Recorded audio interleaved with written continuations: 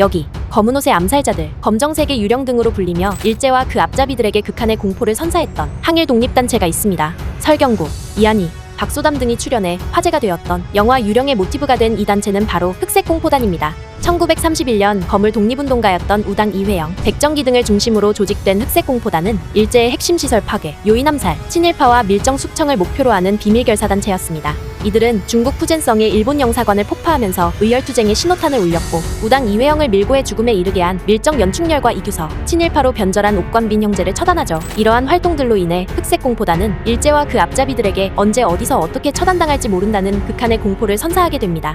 그러던 1933년 상해의 요리점 63정에 일본공사 아라요시 아키라와 일본군 사령부 간부들이 모인다는 첩보를 입수한 이들은 이곳에 폭탄 테러를 계획했으나 거사 계획을 사전에 알아챈 일본군 헌병대에게 체포되면서 결국 이들의 활동은 막을 내리게 됩니다.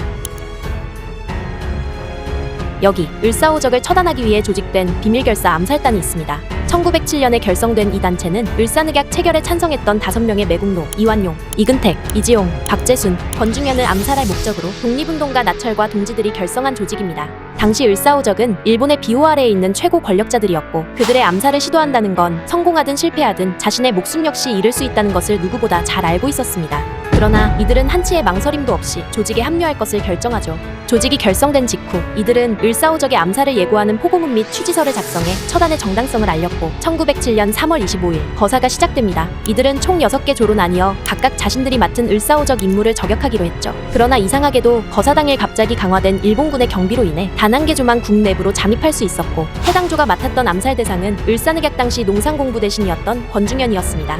삼엄한 경비를 뚫고 권중현의 코앞까지 당도한 이들은 그를 저격하는 데 성공했으나 아쉽게도 사살하는 데는 실패했고 결국 30여 명의 조직원들이 체포되면서 조직은 해산되죠.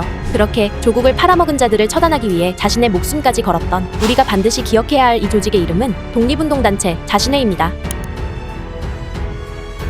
여기 임시정부에 숨어든 밀정들을 숙청하기 위해 만들어진 임시정부 경무국의 비밀조직이 있었습니다. 그 이름은 소독단. 1919년 임시정부가 위치했던 중국 상하이 프랑스족에는 치외법권 지역이었기 때문에 일제의 단속을 최소화할 수 있었습니다. 이를 두고 볼 수만은 없었던 일본은 밀정들을 보내기 시작했고 임시정부 주변에는 수많은 밀정들이 암약하게 됩니다. 이에 경무국은 임시정부에 숨어든 밀정을 제거하기 위한 비밀결사 소독단을 조직합니다. 소독단은 김구의 제자 손도안을 필두로 20여 명의 청년들로 구성되어 상하이 한인사회에 숨어든 일제의 앞잡이들과 조국을 변절한 밀정들을 색출하고 숙청하기 시작하죠. 이들은 꽁꽁 숨어있는 일본의 밀정들을 색출해내기 위해 각종 심리전을 이어갔고 항상 목숨을 걸고 활동했으며 이들의 활동 덕분에 대한민국 임시정부와 상하이 지역의 독립운동이 지속될 수 있었습니다. 그러나 일본의 끊임없는 밀정 공작으로 인해 독립운동가들은 서로를 믿지 못하는 불신과 분열의 늪에 빠지기 시작했고 결국 소독단은 창설 1년 만에 역사 속으로 사라지게 됩니다.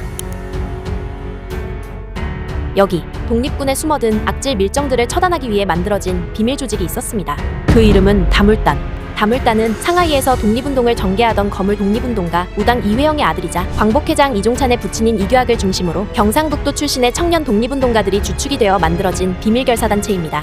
다물단이 결성된 가장 큰 목적은 일본의 악질 밀정들을 색출하고 처단하는 악분자 소탕이었죠. 이들은 1913년부터 약 12년 동안 독립운동가들의 정보를 일본에 넘겨왔던 일제 고급 밀정 김다라를 색출해냈고 1925년 3월 베이징에 거주하던 그의 자택에 잠입해 그를 처단하는 데 성공합니다. 이 사건은 당시 동아일보를 통해 대서특필되었고 밀정을 만드는 데 수많은 돈과 시간을 들여왔던 일본은 다물단의 존재를 눈엣 가시처럼 여기게 되었죠.